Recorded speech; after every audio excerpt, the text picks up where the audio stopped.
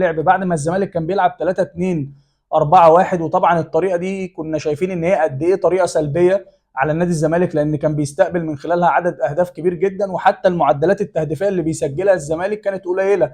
الراجل غير الطريقه ولعب بطريقه مناسبه للامكانيات اللي موجوده، حول الطريقه بالشكل ده ل 4-3-3، وساعات بتتحول ل 4-2-3-1 بالمنظر ده على حسب توظيفه للعيبه. لو انا مثلا احط هنا شيكابالا فبيروح ملاعب هنا زيزو كصانع لعب، ويلعب هنا بابراهيم نضاي، ويحط هنا سيف الدين الجزيري، ويامنهم باثنين بيشتغلوا بشكل عرضي، هنا رؤى وهنا نبيل عماد دونجا، وبيبقوا اسطوره قويه جدا للاثنين دول، سواء بقى محمد عبد الغني او حمزه المسلوسي. وبيحط لهم باكين، هنا سيد نيمار او عمر جابر، وهنا محمد عبد الشافي ثابت، مفيش فيه اي مشكله. وبالتالي الكلام ده ساعد وادى اريحيه غير طبيعيه للجزء الامامي. الراجل ده بيطلع يعمل شغله بشكل طبيعي جدا وما بقاش قلقان زي قبل كده. نفس الكلام زيزو، بياخد حريه كبيره جدا ان هو بيتحرك في الاماكن الفاضيه